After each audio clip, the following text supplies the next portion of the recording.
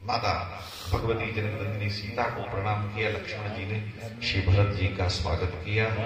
आरिता परिस्वज्य कृत्वा कर्मस्तुष्करम। भरत जी ने सारा समाचार दिया। श्री राम जी ने उस दिन व्रत किया है और पिता के लिए जो भी इंगुदी के फल फूल आदि कहें उन बूंदों से पिताजी का श्राद्धादि कर्म संपन्न किया। शत्रुघ्न जी को वहां छोड़ करके माताओं को लेने सारे समाज से मिले हैं और सभी से मिल करके श्री राम प्रभु ने सबके दर्शन की कामना को पूर्ण किया है। श्री कुशलव दोनों भाई अयोध्या के राज दरबार में भगवान की उपस्थिति में, राजा धीराज श्री राम प्रभु की उपस्थिति में महर्षि वाल्मीकि के द्वारा अपने गुरुदेव की कृपा से प्राप्त इस श्रीमद् रामायण का गान कर रहे हैं। श्री वशिष्ठ जी ने, जनक जी भी आए, सबने, भरत जी ने भी भगवान से कहा कि हे प्रभु, हे रघुनंदन, यह सारा तिलक का तिलक की सामग्री आई है, अब आप अयोध्या पधारें। राज्य की सारी सामग्री आई है और धर्म है, पुण्य नाम के नरक से जो पितरों का उद्धार करे वो पुत्र है। पुण्नामनो नरकादि अस्मात् पितरम त्रायते सुतः तस्मात् पुत्र इति प्रोक्तः पितृनियः पाति सत्। इसलिए हे रघुनंदन, आप पिता की आज्ञा का पालन आपने किया, आप वन में आए, लेकिन अयोध्या के राज्य सिंहासन को स्वीकार कर। तुम राजा भरत भव स्वयं नराणाम। भरत जी से राम जी कह रहे हैं कि तुम राजा हो। वन्यानाम अहमपि राम राजन नृणाम मृगाणाम। और पिताजी ने हमें मृगों का, वनों का राजा दिया है। तो गच्छत्वम पुरवर मध्य संप्रहिष्टः संघृष्टस्त्वहमपि दंडकान प्रवेक्षे। हम दोनों पिता की आज्ञा का पालन करें। श्री रघुनंदन श्री राम ने भरत जी से जब ये बात कही तो भरत जी ने कहा कि नहीं। उस समय महर्षि जाबाली ने श्री राम जी को लौटाने के लिए नास्तिक मत का आश्रय लेकर के पिता के लिए जो सारी बातें कही हैं उसका खंडन मंडन किया। राम जी बड़े नाराज हुए तो वशिष्ठ जी ने कहा आपको क्रोध नहीं करना चाहिए, प्रेम के कारण ये ऐसा कटु वचन कहे। उन्होंने कहा कि कौन पिता माता होता है, किसकी आज्ञा माननी है, सब ऐसे सब यहीं रह जाता है, कोई साथ में नहीं जाता है। नास्तिक मत का उनकी आज्ञा थी कि किसी भाव से आप लौट जाएं।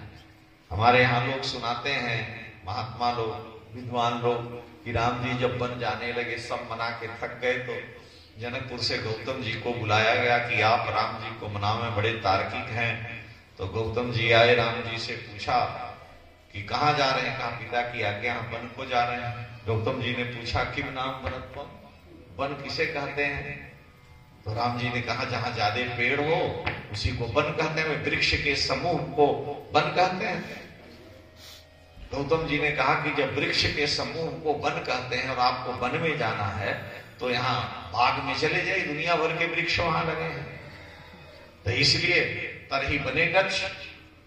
राम जी ने कहा नहीं, हमको बाग में नहीं जाना, वृक्षाणाम समूह वन नहीं है, हमारी दृष्टि से निर्जनत्वम वनत्वम, जहां कोई व्यक्ति न हो, उस मनुष्य जहां न हो कोई, उस निर्जन वन में जाना है। गौतम जी ने कहा था आप जहां जाओगे वो सजन हो जाएगा, निर्जन मिलेगा ही नहीं। भाई जिस वन में आप प्रवेश करोगे वो निर्जन कहाँ रह गया, वो तो सजन हो गया। जब तक नहीं प्रवेश करोगे तब तक वो निर्जन है। एक भी व्यक्ति चला गया तो सजन हो गया, तो निर्जन वन कहीं मिलेगा ही नहीं। अब चुप हो गए, राम जी की बोलती बंद कर दिया गौतम जी को। यहाँ तात्पर्य यह है गौतम जी का राम जी को पराजित करना अथवा रोकना टोकना नहीं, हृदय का भाव यह है कि किसी प्रकार से अयोध्या के प्रजा के जीवन की रक्षा के लिए आप अयोध्या, सबकी यही कामना। रमा रमन पद बंधु जो बहुरी बिनुमई अंजुल अंचल जोरी, राजा राम जानकी रानी आनंद अवध अवध रसधानी, सबकर मांगे ही एक फल राम चरण रति होए। अवध राम राजा अछत राम राजा, अवध मरी मांग सब कोय। सबकी यही कामना है कि राम जी अयोध्या के राजा हो, सब यही चाहते हैं कि राम जी अयोध्या के राजा हो और राम जी अयोध्या के राज सिंहासन पर विराजमान रहे। उनके रहते ही हमारा ये शरीर छूट जाए, हमको श्री राम जी का वियोग न देखना, सबकी ये कामना। भरत जी को राम जी ने समझा करके अपना प्रतिनिधित्व भरत जी ने जिद कर लिया, हम यही अन्न जल छोड़ के प्राण त्याग देंगे। श्रीमद् रामायण में राम जी ने कहा ठीक है, तुम जो कह रहे हो मैं करने को तैयार हूं। उस समय भरत जी ने कहा कि नहीं, वो सेवक कैसा जो अपने स्वामी को संकोच में डाले। आप हे प्रभु स्वतंत्र है, आदेश दें। राम जी ने अपनी चरण पादुका अधिरोहारि पादाभ्याम पादुके हेम भूषिते एते ही सर्वलोकस्य योगक्षेमं विधास्यत। भगवान ने कहा हमने अपने चरणों में पहन करके प्रतिनिधि रूप में चरण पादुका सोने की आपको दे दी है। हे भरत जी, हे भरत, तुम 14 वर्ष तक मेरे प्रतिनिधि इस चरण पादुका जी को अयोध्या के राज सिंहासन पर प्रहार करके और तुम शासन करना, मेरी आज्ञा। मैं 14 वर्ष के बाद, ठीक 14 वर्ष पूरा होने से पहले ही आ जाऊंगा। भरत जी सारा समाज लेकर अयोध्या को आ गए, सबको विदा किया है। राम जी वहां चित्रकूट में सुखपूर्वक निवास कर रहे हैं। श्री सीतारामचंद्र भगवान की। भरत जी आए, अयोध्या के राज सिंहासन पर चरण पादुका जी को पधार दिया।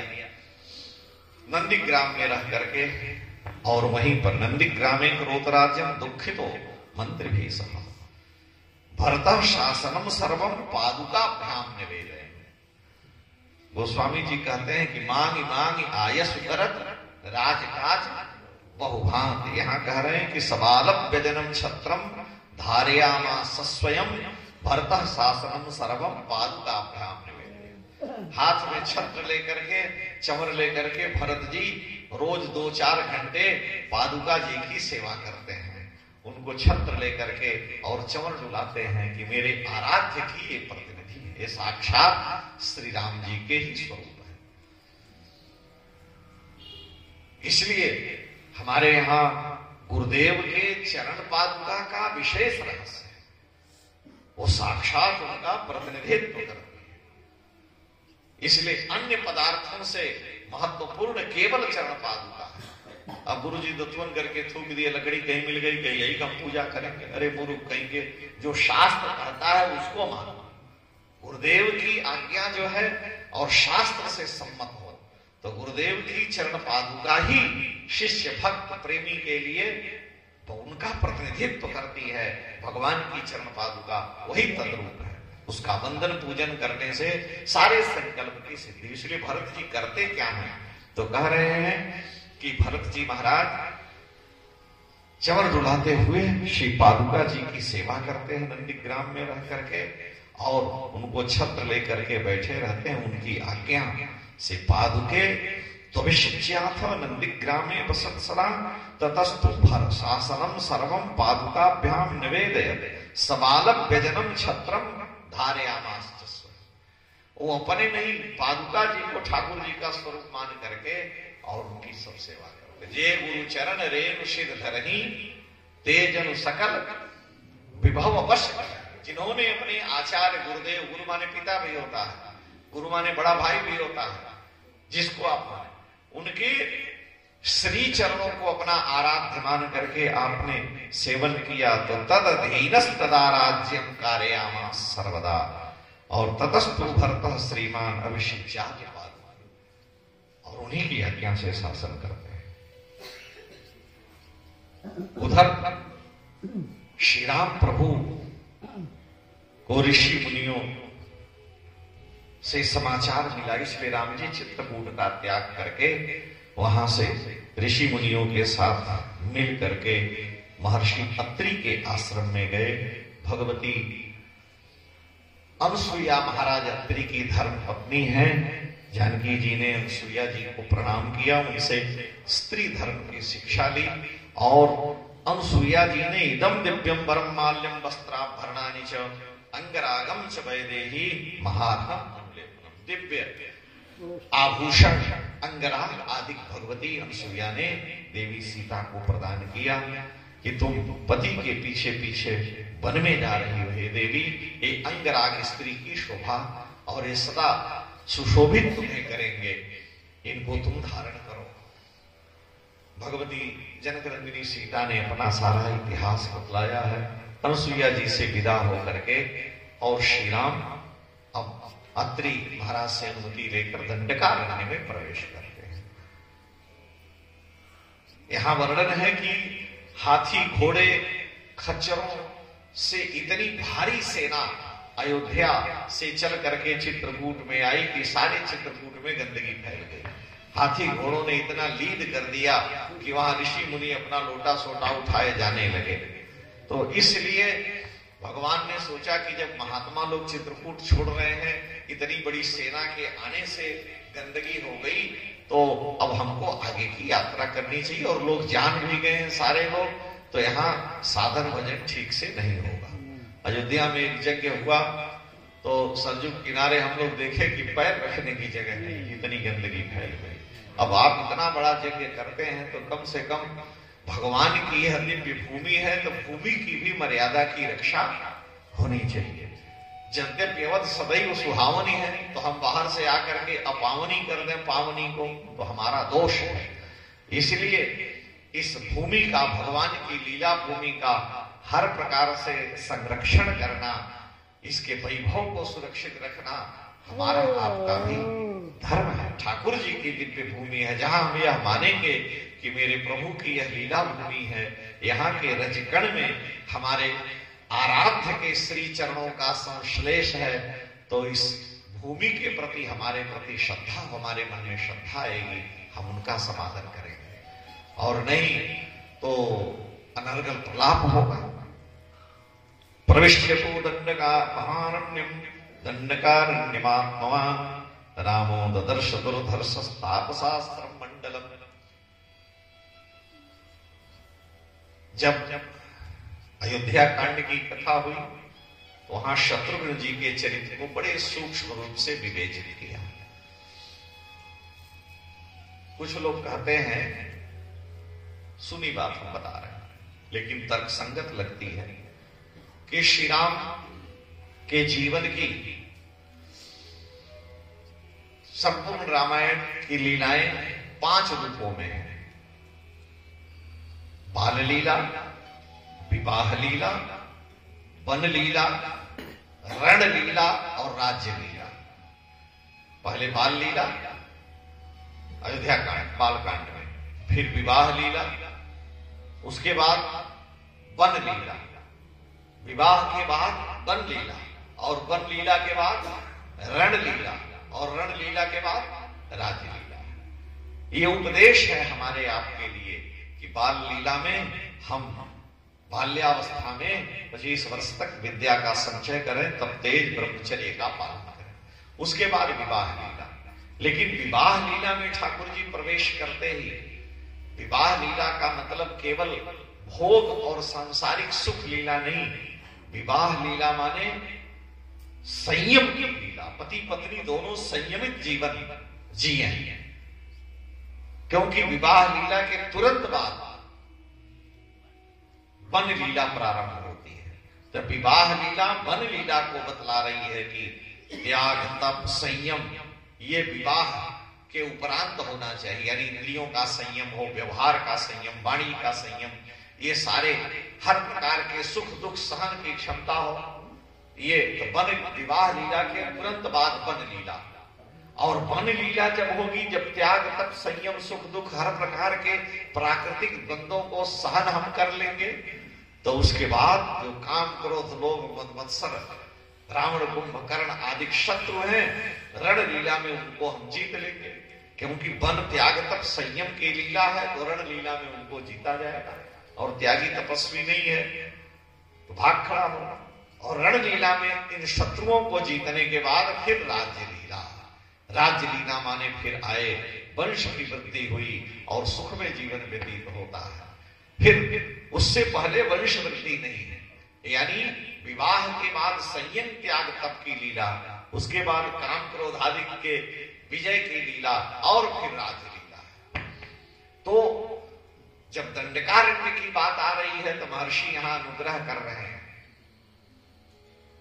कि प्रविश्यतो महारण्यम दंडकारण्यमात्मवान। महारण्य दंडकारण्य में श्री राम ने प्रवेश किया तो आत्मवान राम, यहां कह रहे राम जी आत्मवान है, यानी अपनी आत्मा का नियंत्रण करने वाले। आत्मा माने इंद्रिय, आत्मा माने मन, आत्मा माने बुद्धि, ये सब आत्मा के अर्थ है। तो आत्मवान माने पूर्ण संयमित जीवन है श्री राम। कभी उनकी इंद्रियां उनकी इच्छा के विपरीत कहीं जाती ही नहीं। महाराज दुष्यंत कण्व ऋषि के आश्रम में जब गए तो उन्होंने देखा सखियों के साथ एक मुनि कन्या दिख पड़ी। तो दुष्यंत जी ने शकुंतला को देखा, बलकल वेश धारण की है, बहुत सुंदर रूप है, युवावस्था में प्रवेश कर रही है। तो दुष्यंत राजा ने जब देखा मुनि कन्या शकुंतला को तो उनका मन शकुंतला में चला गया। तो तुरंत उन्होंने अपने मन का संयम किया, लेकिन उनके मन में संशय हो गया कि मेरा मन ये मुनि कन्या ब्राह्मणी की ओर क्यों चला गया। आए कण्व ऋषि के चरणों में वंदन किया, कहा महाराज मैं भरतवंशी, मैं चंद्रवंशी राजा दुष्यंत, मेरी पत्नी है, मेरा विवाह हुआ, मैं आपके आश्रम में आया था। आपकी पुत्री शकुंतला को देखकर मेरा मन चला गया, तो मैं आपके चरणों में वंदन करके अपने हृदय की बात कह रहा हूं। आप हमें बतलाओ, मुझे अपने मन पर इतना विश्वास है कि मेरा मन कभी अधर्म की ओर नहीं जाता, तो ब्राह्मणी कन्या शकुंतला में मेरा मन कैसे चला गया? मैं तो क्षत्रिय हूं, कहीं ये ब्राह्मणी कन्या है कि नहीं मैं जानना चाहता हूं, कि मेरा मन ही दूषित है।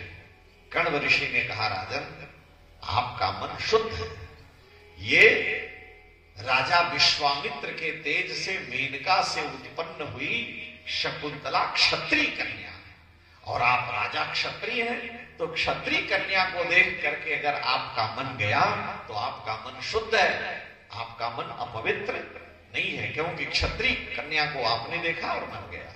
अगर ये ब्राह्मणी कन्या होती तो मैं मानता, मैंने तो लालन पालन केवल किया है। इसीलिए कालिदास ने रघुवंश में लिखा कि सताम संदेह पदेषु वस्तुषु प्रमाणमंतः कर्ण प्रवृत्तया। जो साधु हृदय हैं, जिनका हृदय अत्यंत पावन है, जिनका मन, जिनकी इंद्रियां, जिनकी बुद्धि कभी उनके संकल्प से वितथ नहीं होते, व्यर्थ नहीं जाते इधर उधर, उनके मन की ही प्रामाणिकता है। सताम ही संदेह पदेषु वस्तुषु, अगर किसी वस्तु में संदेह हुआ तो प्रमाणम अंतःकरण प्रवृत्तया, उनका हृदय, उनका मन, बुद्धि ही प्रमाण है कि जो आप कहोगे वही सही है। तो अगर आपका मन शकुंतला की ओर गया तो हमसे नहीं पूछते तो भी आपको दोष नहीं लगता, क्योंकि क्षत्रिय कन्या है। इसीलिए तो राम जी लक्ष्मण जी से कह रहे हैं कि मोहि अतिशय प्रतीति मन केरी, बड़ा विश्वास है मुझे अपने मन पर, जे सपने हो परना नहीं। और वो मेरा मन अगर विदय विजय मई जयंती भास्वती भगवती जनकराज दुलारी की ओर चला गया है तो ये निश्चित है पराई नहीं हो सकती, अनंत काल से ये मेरी ही होंगी और ये मेरी होके रहेंगी, ये मुझे विश्वास है। और गुरु जी से भी यही बात कही, छिपाने की कोई बात ही नहीं। तो विश्वामित्र जी ने कहा कि सुफल मनोरथ हो तुम्हारे, राम लखन सुन, इतना विश्वास है। इसलिए जब दंडकारण्य में श्री राम प्रवेश करते हैं तो महर्षि वाल्मीकि की जो दिव्य दृष्टि से उनकी लेखनी है वह कह रही है कि आत्मवान राम दंडकारण्यम महारण्यम प्रविश्य। राम जी जब प्रवेश करते हैं तो आत्मवान है, सारी इंद्रियां, मन, बुद्धि, जिसका मन, इंद्रियां, बुद्धि, ज्ञान सब वश में है, वो इन काम क्रोध आदि रावण को जीत सकता है। और जो स्वयं कामी है वो कामी रावण को कैसे जीते। इसलिए आत्मवान रामो ददर्श दुर्धर्ष तापसा श्रम मंडलम, ऋषियों के आश्रमों का दर्शन किया है, बड़ी संख्या में ऋषि मुनि महात्मा आए, श्री राम का बंधन किया। इसी बीच में विराट नाम का राक्षस था, विराट भगवती सीता को लेकर के जाने लगा। भगवान ने उस विराट का वध करके उसका उद्धार किया है। वहां से आगे बढ़े हैं श्री राम वन में। अब यहां से भगवान रघुनंदन श्री राम विराट के वध के बाद